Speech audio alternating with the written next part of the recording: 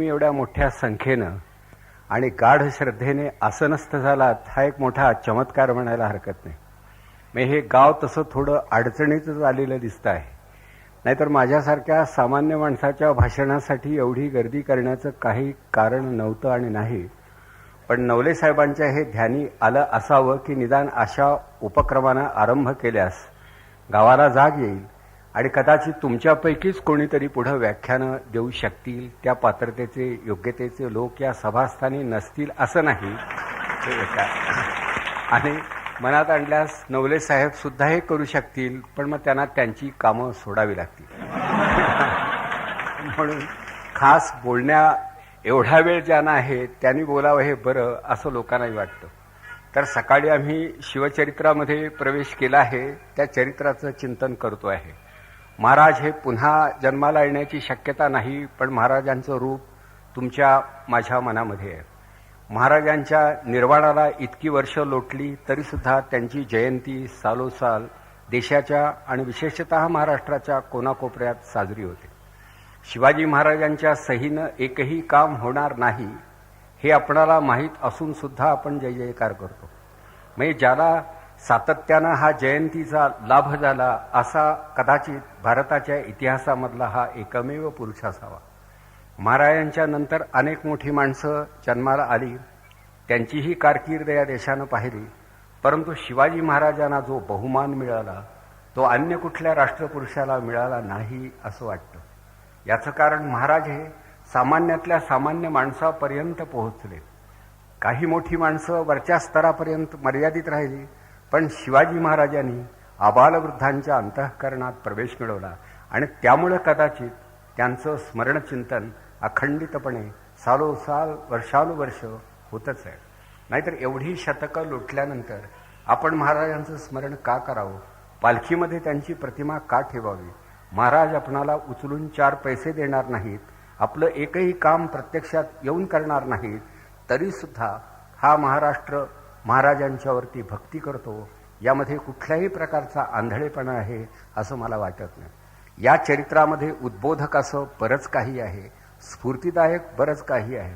गरिबावर प्रेम करणारा एक लोकनेता म्हणून आपण त्यांच्याकडे पाहू शकतो आणि लोककल्याणाची अखंडित वार्ता करणारा एक प्रजापती म्हणूनही आपण त्यांच्याकडे पाहू शकतो.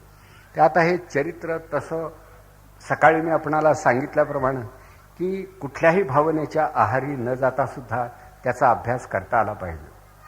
शिवाजी महाराज हे साधारण 10 वर्षाचे असताना तंजावर भागामध्ये गेले. आईबरोबर वडिलांच्या भेटीसाठी गेले. अर्थात शहाजीराजे हे आपली तंजावरची जहागिरी सांभाळत होते, पण प्रत्यक्षामध्ये तसे ते स्वतंत्र नव्हते.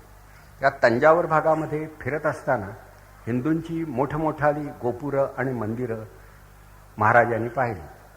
हा लहान मुलगा तर कुतूहलानं आणि कौतुकानं बरोबरच्या वडीलधारांना विचारत होता की या मंदिरांचं बांधकाम कोणी केलं? एवढे मोठे पाषाण एकावरती एक असे रचत जाणं हे वाटतं इतकं सोपं नाही. म्हणजे मदुराईचं मंदिर आपण पाहिलं तर आपल्या हे लक्षात येईल. तर हे सारं शिल्प, हे बांधकाम करणारे हात कोणाचे होते? तर लोकांनी त्यांना सांगितलं की जेव्हा या भागामध्ये स्वराज्य होतं तेव्हा अनेक कलावंत राजाच्या आश्रयाला येत आणि आपल्या कलागुणांचा आविष्कार ते घडवीत असत. तेव्हा स्वातंत्र्याशिवाय स्वराज्याशिवाय कलावंतांच्या कलेला सुद्धा खरोखर शेवटी गती प्राप्त होत नाही हे महाराजांच्या लक्षात आलं. म्हणजे समाजाचा, राष्ट्राचा किंवा लोकांचा विकास फक्त स्वातंत्र्य कालातच होऊ तो. मी या प्रकारची कला प्रकट होण्यासाठी पुन्हा या भूमीला स्वातंत्र्याची गरज आहे. या देशात आयुर्वेद होता, वेदविद्या होती, अनेक कला होत्या, अनेक शास्त्र होती, पण केव्हा होती तर जेव्हा हा देश खऱ्या अर्थानं स्वतंत्र होता. कोणी हिंदू सम्राट असेल, कोणी राजा असेल, पण त्याच्या आधिपत्याखाली ही प्रजा सुखानं जगत होती. त्या काळातच फक्त या भूमीचा विकास होत होता हे महाराजांच्या लक्षात आलं. आणि म्हणून गेलेले दिवस परत यावेत, गेलेलं स्वातंत्र्य पुन्हा मिळवावं आणि स्वतःचं राज्य आपण उभं करावं हा विचार महाराजांच्या मनात अगदी लहानपणी आला होता. त्यांची स्फूर्तिदाती देवता ही त्यांची आई होती, परंतु या स्फूर्तीला सुद्धा शेवटी दिशा देण्याचं काम महाराजांनी स्वतःच्या स्वतंत्र चिंतनांनी केलं. हे महाराज हे तसे स्वयंभू प्रकृतीचे पुरुष होते.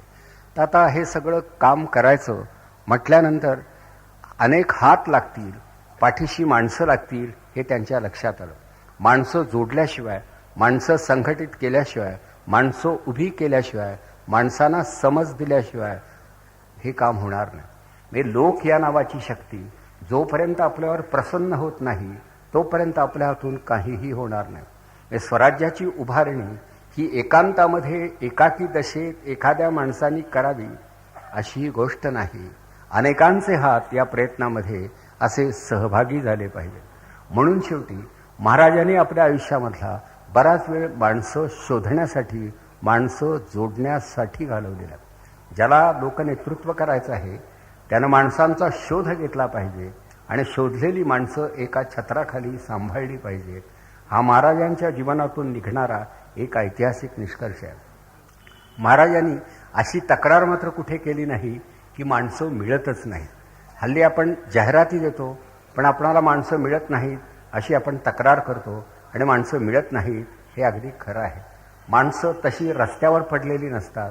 दूरवर जाऊन समाजाच्या शेवटच्या स्तरापर्यंत त्यांचा शोध घ्यावा लागतो. तेव्हा गुणी माणसं हाताशी येतात. म्हणजे महाराजांच्या वेधशाळेमध्ये त्यांनी स्वतःच तयार केलेली एक दुर्बीण होती की जी माणसांच्या गुणवत्तेचा वेध घेत होती, शोध घेत होती. आणि मग ही माणसं तशी काही कुठल्या विद्यापीठाची पदवीधर मंडळी नव्हती, क्वालिफाईड ज्याला मी म्हणतो तशी नव्हती, पण माणसं म्हणून मात्र श्रेष्ठ होती.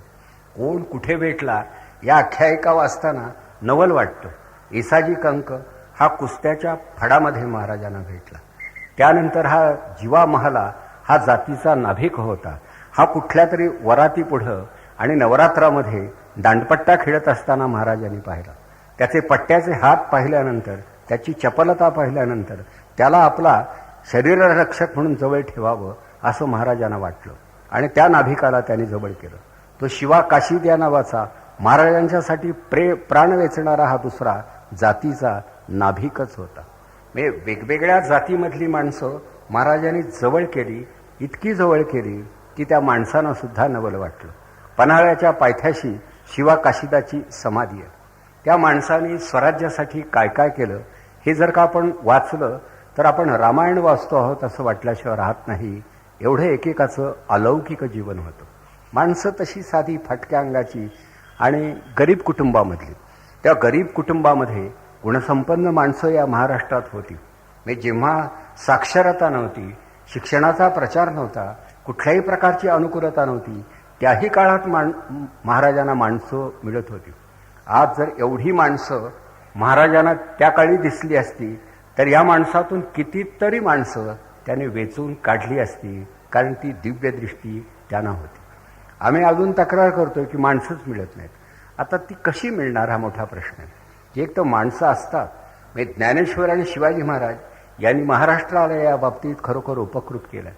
ज्ञानेश्वरांनी तर पैशाच्या खांबाला पाठ टेकून शेवटी भगवद्गीता सामान्यांना समजावून द्यायला सुरुवात केली आणि त्यांनी तक्रार केली नाही की इथे SSC विथ इंग्लिश कोणी नाहीत, तेव्हा मी काही पुढे बोलू इच्छित नाही. तर या लोकांना हे समजू शकतं. तेव्हा जनसामान्यांच्यावरती ज्यांचा आढळ विश्वास असतो तीच माणसं अलौकिक असं काही कार्य करू शकतात. ज्ञानेश्वरांनी तो विश्वास लोकांच्यावर दाखवला आणि छत्रपतींनी तोच विश्वास व्यक्त केला. आपला कोणावर विश्वासच नाही ही आपली अडचण आहे. स्वतःवर नाही, जगावर नाही, तत्वावर नाही, कार्यावर नाही, पण अविश्वासाचा ठराव मात्र मोठ्या विश्वासानं आपण पासतो. कारण ही एक कला आहे, ते तंत्र आहे. जीवा महाला हा त्यावेळी भेटला नसता तर काय झालं असतं असा विचार सहज मनात येतो. अर्थात महाराजांनी त्याची पुरती माहिती गोळा केली. आता आपल्यासारखा म्हणाला असता तू जातीचा नाभिक आहेस म्हणजे खालच्या जातीतला आहेस, मी तुला बरोबर घेणं इतकं बरं दिसत नाही, तथापि अधूनमधून महिन्याकाठी केस कापायला मी तुला बोलावीन, बाकी तुझ्या हातून काय होणार. पण या उलट खांद्याला खांदा लावून तू सुद्धा माझ्याबरोबर राहू शकशील. तुझ्या जीवामध्ये जीव ओतणं मला शक्य आहे आणि माझ्या कुडीमध्ये प्राण ओतणं तुला शक्य आहे. अरे आपण एक आहोत. आपण एक आहोत ही भावना निर्माण करण्यामध्ये शिवाजी महाराजांना यश आलं आणि म्हणून त्यांच्या या सगळ्या मर्दुमकी दाखवणाऱ्या सगळ्या शिलेदारांच्या कथा या रोमहर्षक झालेल्या. हा येसाजी कंक कुस्त्याच्या फडामध्ये भेटला. दक्षिण दिग्विजयाच्या वेळी गोवळकोंड्यापर्यंत महाराजांच्या बरोबर गेला.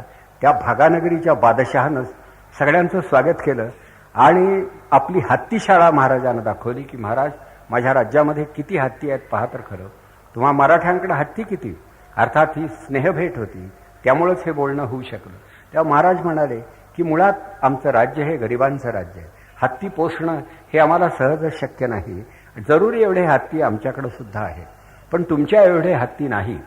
तेव्हा हा बादशाह म्हणजे हा कुतुबशाह हा महाराजांना म्हणाला हत्ती हे सामर्थ्याचं निधान आहे, प्रतीक आहे. हत्ती म्हणजे मूर्तिमंत सामर्थ्याचं आहे. त्या हत्तीशिवाय शेवटी सामर्थ्याचा प्रत्यय आणि प्रचिती महाराज येणार कशी.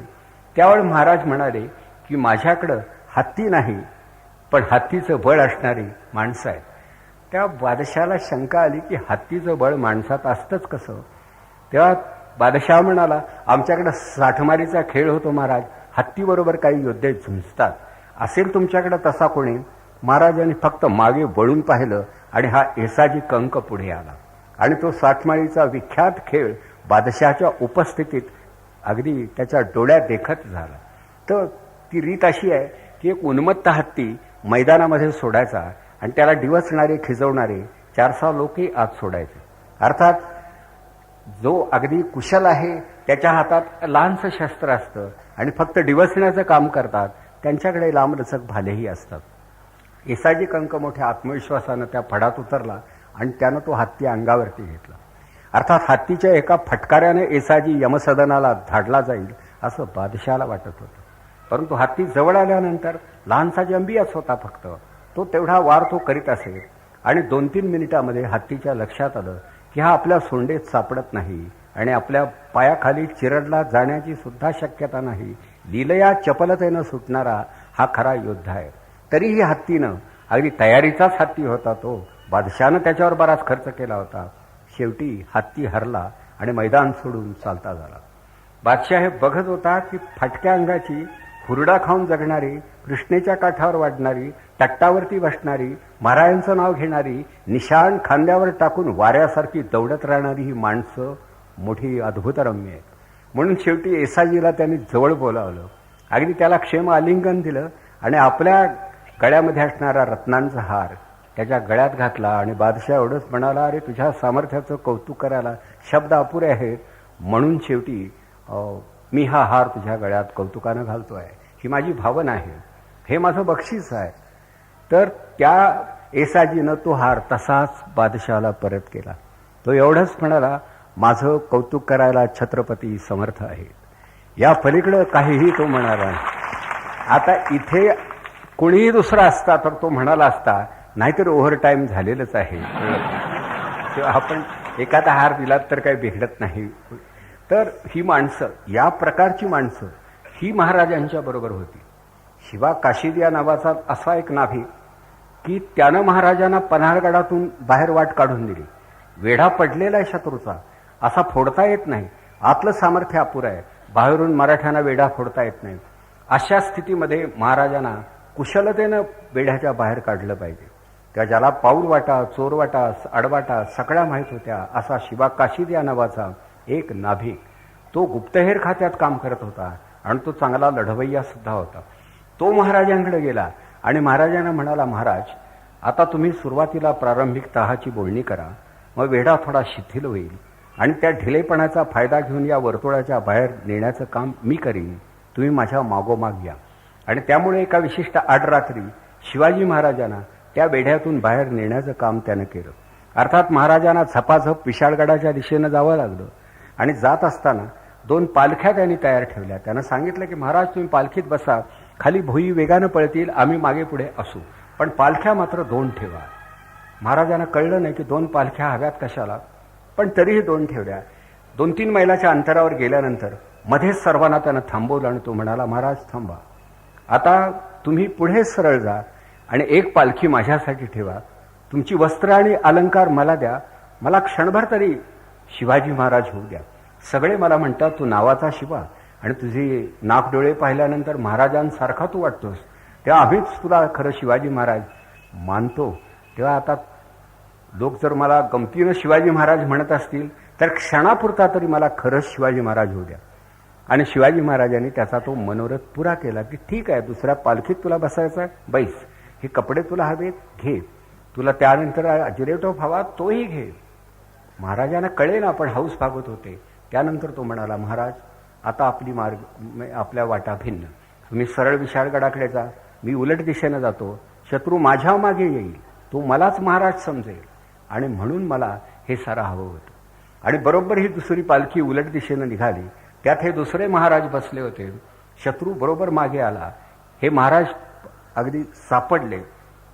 त्यावेळी या लुटीपुटीच्या महाराजांना माहीत होतं की शेवटी शत्रूच्या हे लक्षात येणार की हा खरा शिवाजी नाही. हे लक्षात येता क्षणीच आपला शिरच्छेद होणार. आपल्याला कोणीही जीवदान देणार नाही, दयामाया दाखवणार नाही. ही हुलकावणी असह्य होणार. आणि मग आपल्या घरी आपली बायको वाट पाहत असेल, तिच्या कपाळावर उद्यापासून कुंकू दिसणार नाही. दादा कधी येणार म्हणून विचारणारी जी मुलं आहेत ती हांबरडा फोडतील. हे सगळं त्याला दिसत होतं. पण स्वातंत्र्य देवतेला हा नैवेद्य अटळपणे दिला पाहिजे, त्याशिवाय ती प्रसन्न होणार नाही. आणि म्हणून जाणीवपूर्वक अगदी मृत्यूला आलिंगन देणारा हा माणूस कसा असेल आपण विचार करा. हे शक्य आहे का? मी एखादा म्हणाला असता, विम्याचा शेवटचा हप्ता भरलायस का बाबा? कशाला तू जातोस तिकडे? दुसऱ्या कोणाला तरी पाठव, तुझी रजा शिल्लक आहे ना. मग अशा स्थितीमध्ये कशाला तू ही कामं अंगावर घेतोस?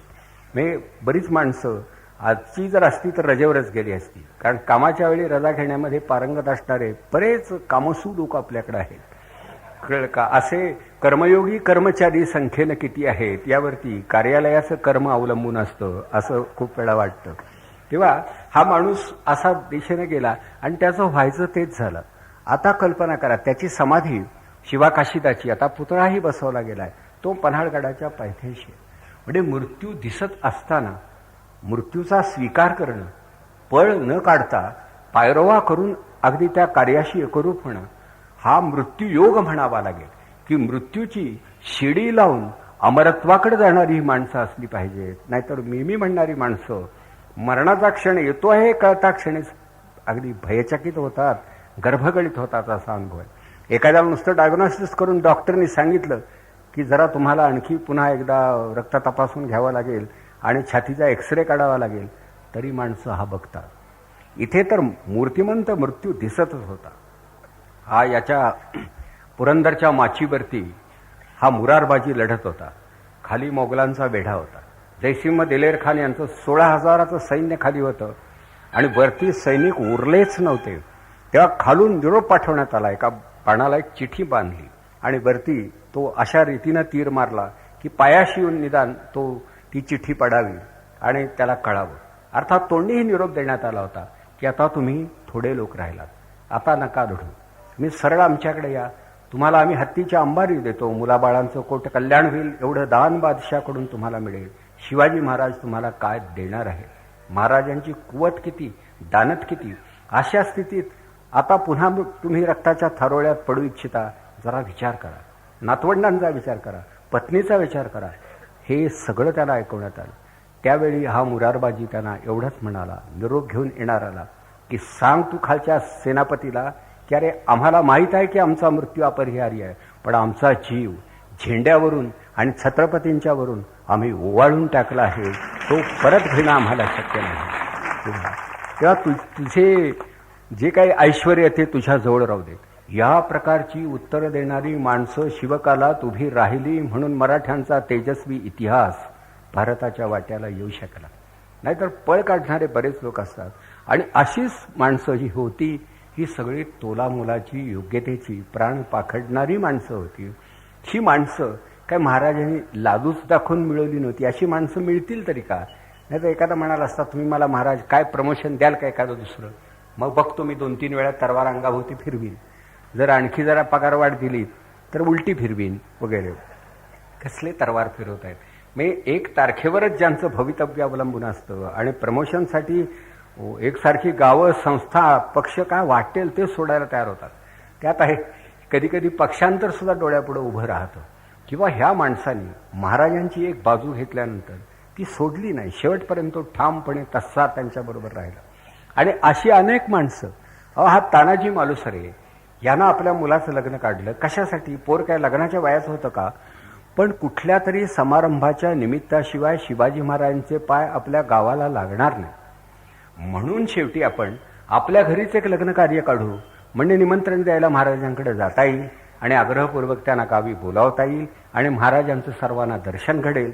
म्हणून शेवटी त्या रायबाचं त्यांनी लग्न काढलं. आणि निमंत्रण द्यायला गेलेल्या तानाजीच्याही लक्षात आलं की महाराजांच्या मनात एक विवंचन आहे, त्यांच्या काळजाला विस्तव लागलेला आहे. अत्यंत सामर्थ्यशाली असा एक गड शेजारी उभा आहे आणि त्यांना तो हवा आहे. हे कळल्यानंतर त्यानं लग्नाचा विचार, तिथीचा विचार, अगदी सगळ्या सोयऱ्यांचा विचार बाजूला ठेवला आणि ती कामगिरी अंगावरती घेतली आणि ती पार पाडली आणि त्यामध्ये तोही गतप्राण झाला. ही तयारी, ही कल्पना करा. म्हणजे मला असं वाटतं हे जरा अघटित वाटतं. नाही तर एखादा म्हणाला असता महाराज माझी रजा आहे 3 दिवसाची, लग्न मला उरकून कार्यालय खाली करून पुन्हा सून परत घरी धाडून पुन्हा सत्यनारायण करून मग मला पुन्हा कामावर जायचं. सबब सांगण्यामध्ये प्रवीण असणाऱ्या मंडळींनी इतक्या गोष्टी महाराजांना ऐकवल्या असत्या, पण तानाजींनी याची कशाचीही वाच्यता केली नाही. आणि शेवटी गतप्राण झालेल्या तानाजीलाही एका अर्थानं गड जिंकून घेता आला, गड आला आणि सिंह गेला वगैरे असं म्हटलं जातं. या तानाजीचं शव एका पालखीत घालून जिजाबाई महाराजांचा, जे शेवटी त्यांच्या चरणापर्यंत हे नेलं पाहिजे, आईला हे बघायला पोर मिळालं पाहिजे म्हणून त्याला पालखीतून नेण्यात आलं. तर जिजाबाई महाराज अधीर होत्या, कारण त्यांना यशाची वार्ता कळली होती, पण उरलेला तपशील माहीत नव्हता.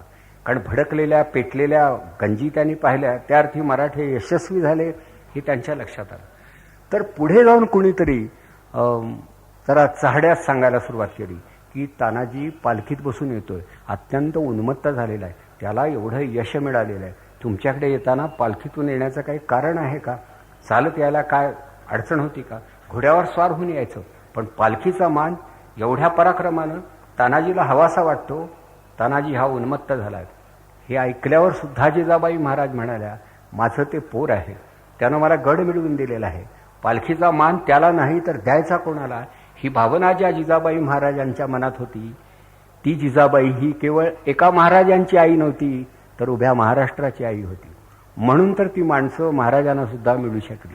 शेवटी तानाजीचं शव हे त्या पालखीत आहे. पालखी खाली टेकल्यानंतर लोकांची मुद्रा पाहिली आणि बाईंच्या ध्यानी आलं. त्यावेळी खरोखर जिजाबाई महाराज अक्षरशः अगदी हंबरडा फोडून अशा रडायला लागल्या आणि त्या शवावर त्या पडल्या की माझ्या लेकरा, तू जीव गमावून शेवटी मला हा किल्ला मिळवून दिलास, मला नको होता किल्ला, खरं तू हवा होतास. हे संवाद मराठ्यांच्या इतिहासामध्ये घडलेले आहे. आणि ही स्फूर्ती, हे चैतन्य हे कुठून आलं असेल? त्याच महाराष्ट्रात आजही आपण उभे आहोत.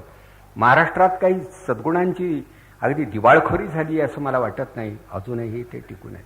तर ही अशी जोडलेली माणसं, शोधलेली माणसं, घडवलेली माणसं, विश्वासात घेतलेली माणसं महाराजांच्या बरोबर होती.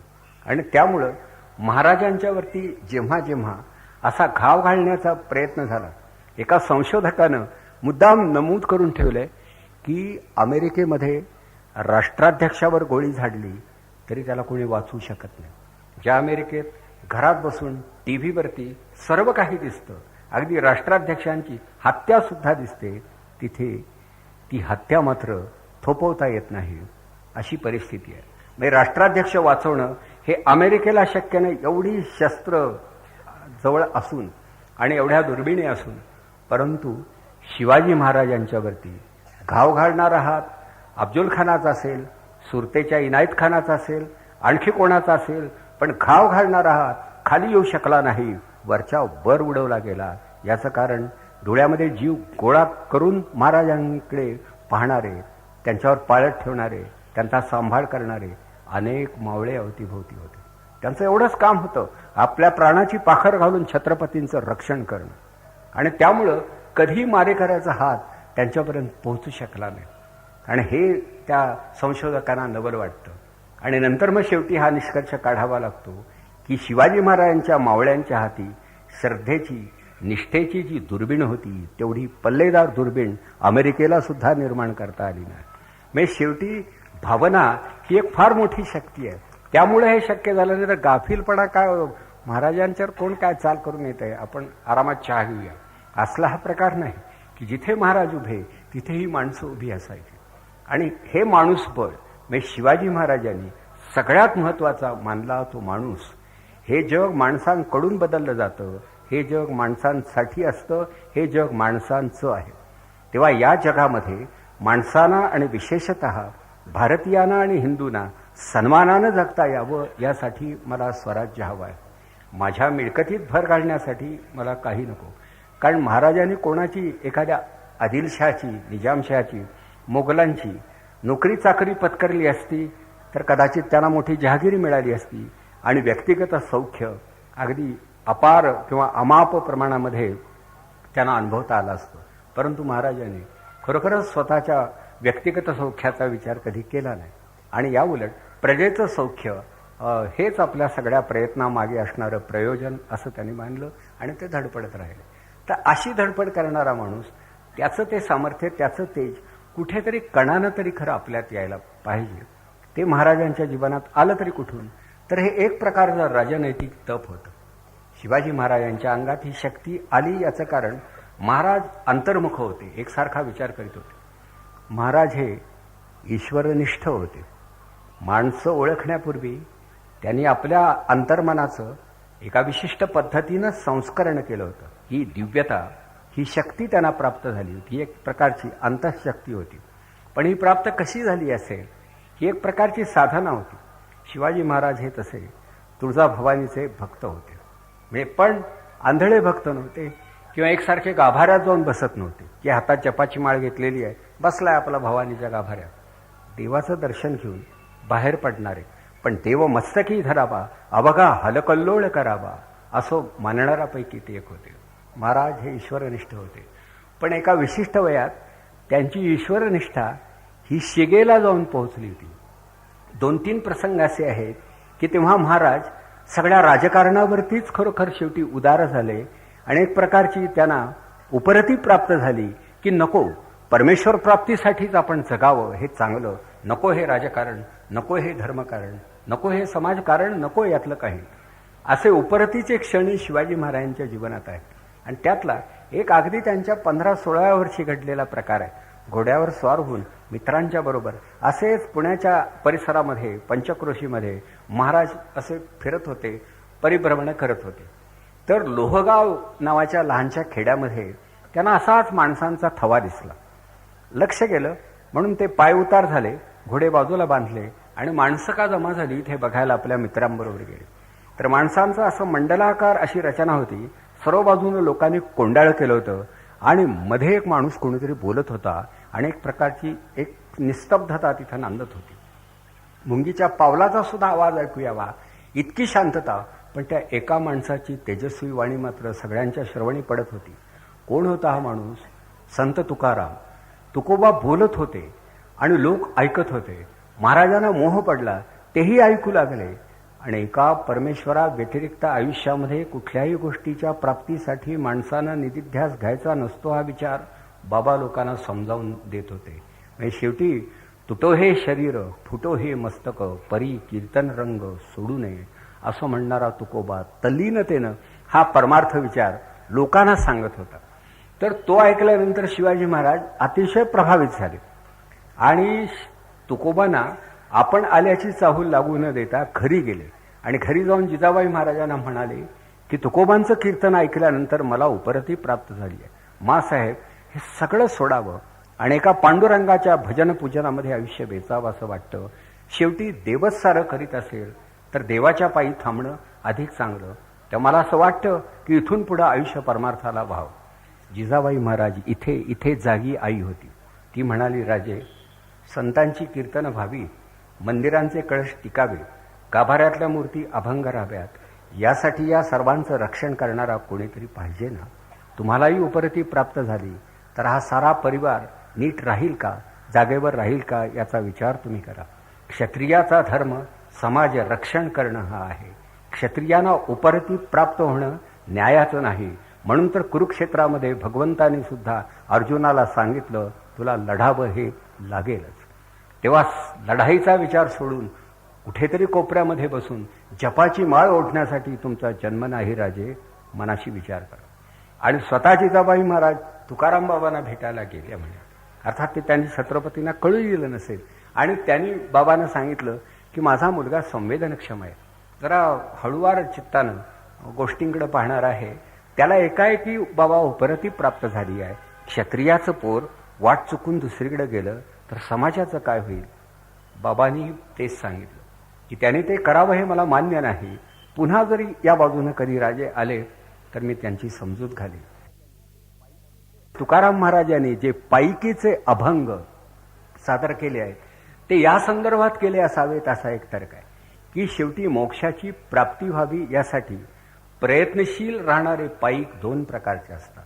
प्रत्यक्षामध्ये हातामध्ये तलवार घेऊन राज्य रक्षण करणारा हा पाईकांचा एक वर्ग आणि आपल्याच मनामध्ये असणाऱ्या विकारांविरुद्ध बंड करणारा हा पाईक हा दुसरा प्रकार झाला.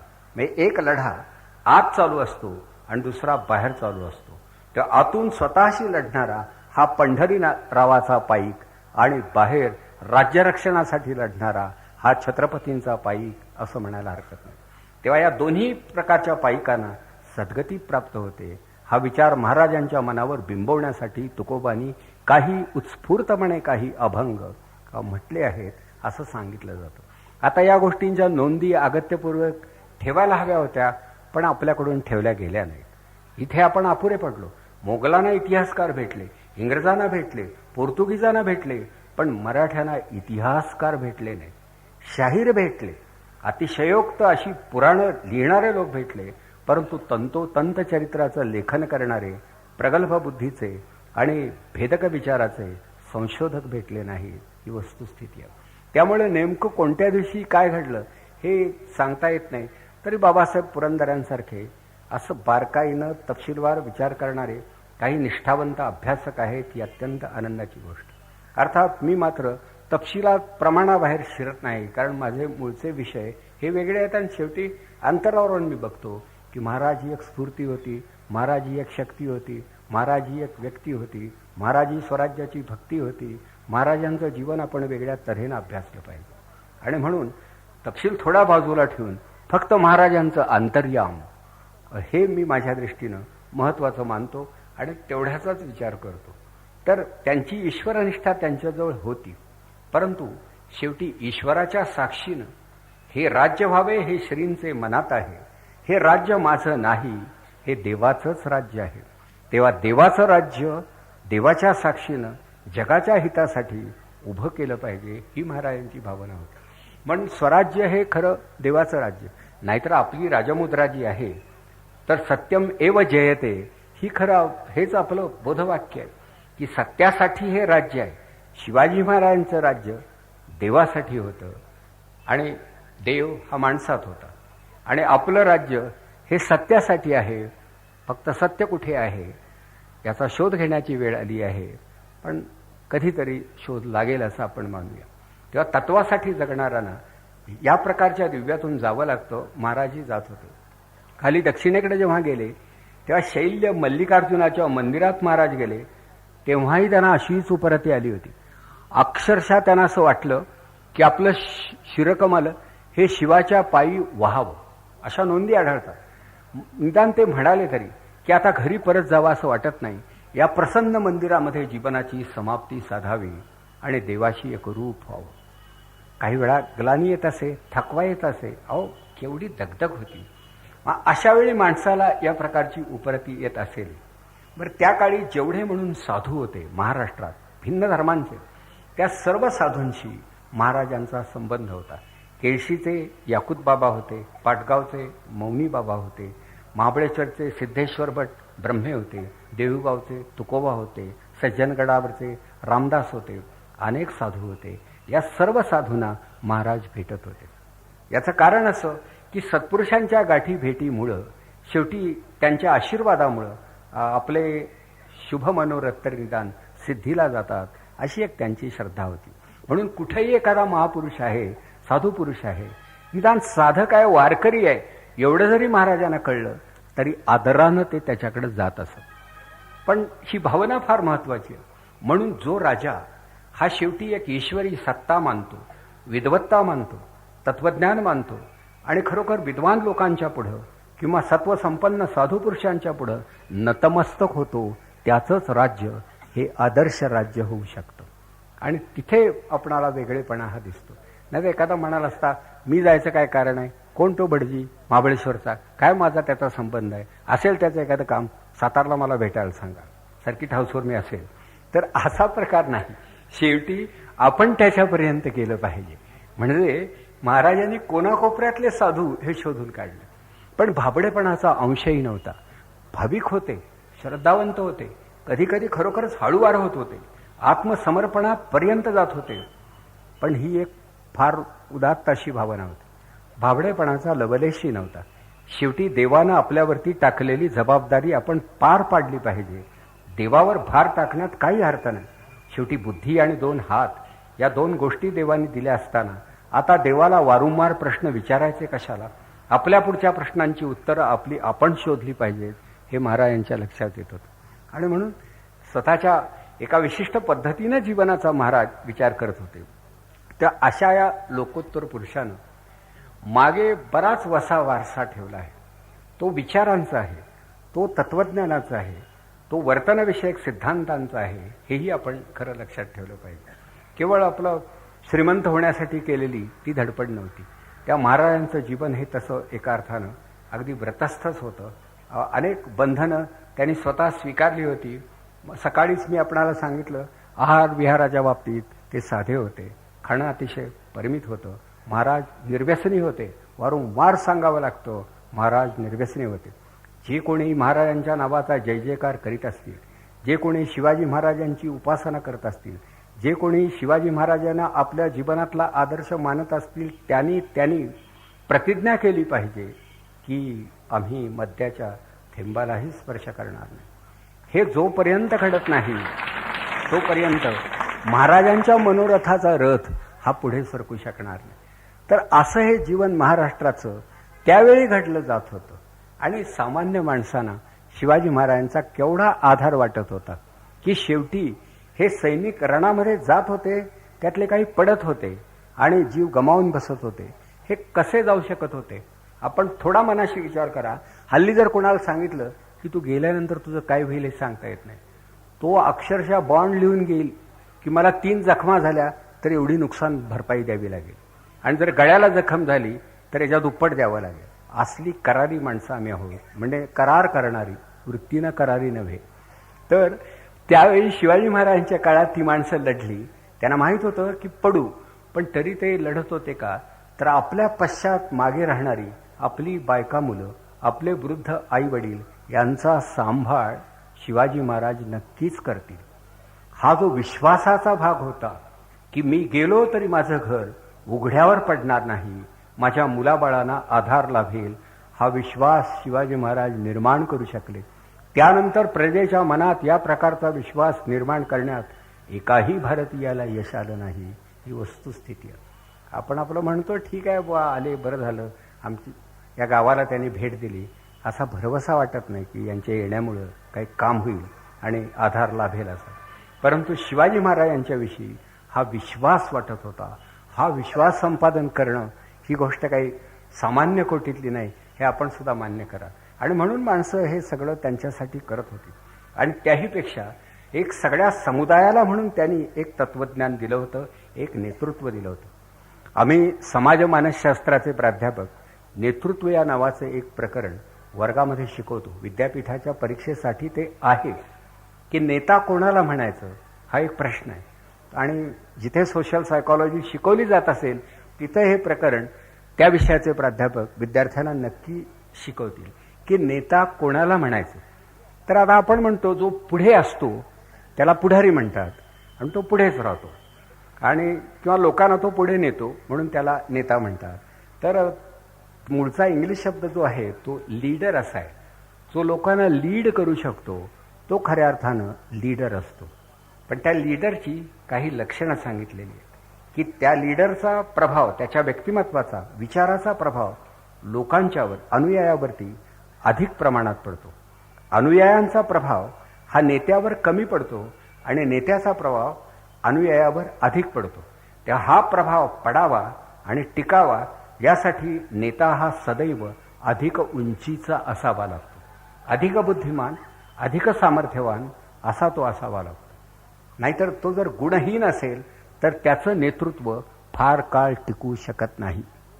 जसं जो दिवा शोधण्यासाठी दुसरा कंदील लावावा लागतो त्या दिव्याचा उपयोग होत नाही. म्हणून नेता हा उठून दिसणारा, पुढे असणारा, प्रभाव पाडणारा, काम करणारा, कुशाग्र बुद्धीचा, तत्वाचा आणि नीतीचा असावा. ज्याच्या वृत्तीत धरसोड आहे आणि ज्याच्या बोलण्या चालण्यात मेळ नाही त्याचं नेतृत्व सुद्धा टिकू शकत नाही, हे समजावून द्यावं लागतं. म्हणजे त्यानंतर आणखी एक कसोटी अशी आहे की नेता हा ज्या समाजाचं, समुदायाचं नेतृत्व करीत असेल त्या समुदायाशी त्याचं निकटचं नातं असावं. म्हणजे नेतृत्वाच्या पाळंमुळं किंवा नेत्याच्या व्यक्तिमत्वाची पाळंमुळं ही त्या समाजभूमीमध्येच असली पाहिजेत, तरच ते नेतृत्व हे सामर्थ्यवान होऊ शकतं. म्हणजे भारताला चांगलं नेतृत्व हवं म्हणून तुम्हाला ते इंग्लंडमधून मागवता येणार नाही. शेवटी नेता हा त्या भागातला, त्या लोकातला, त्या माणसातला असावा लागतो. शिवाजी महाराज हे महाराष्ट्रातले होते, मराठी भाषिक होते, मराठी मनाचे होते, म्हणून त्यांचं व्यक्तिमत्व या भूमीमध्ये मूळ धरू शकलं. अंतरावरून आलेले एवढे बलाढ्य मोगल पण ते सुद्धा चालते का झाले तर त्या मातीतले ते नव्हते, त्यांच्या व्यक्तित्वाची मुळं इथं नव्हती. म्हणून नेत्याच्या व्यक्तिमत्वाचं मूळ हे शेवटी समाजभूमीत असलं पाहिजे, ही एक महत्त्वाची अट आहे. आणखी एक महत्त्वाची अट सांगितली जाते ती अशी की नेत्याचं एक पाऊल हे जनतेत असलं पाहिजे आणि दुसरं जनतेबाहेर असलं पाहिजे. दोन्ही पावलं जर जनतेत राहिली तर जनतेची प्रगती होत नाही आणि दोन्ही पावलं जनतेबाहेर राहिली तर जनता बरोबर येत नाही. म्हणून एक पाऊल जनतेत आणि दुसरं प्रगतीच्या दिशेनं सदैव उचललेलं असतं हे आदर्श नेतृत्व. आणि हे केवळ शिवाजी महाराजांनाच कळत होतं असं नव्हे, तर शिवाजी महाराजांच्या घोड्याला सुद्धा हे कळत होतं. त्यामुळे त्याचं एक पाऊल सदैव उचललेलं होतं. त्याचं काय उरलेली पावलं रुतलेली असली तरी प्रगतीच्या दिशेनं आपणाला उड्डाण करायचं आहे हे त्याला देखील कळत होतं.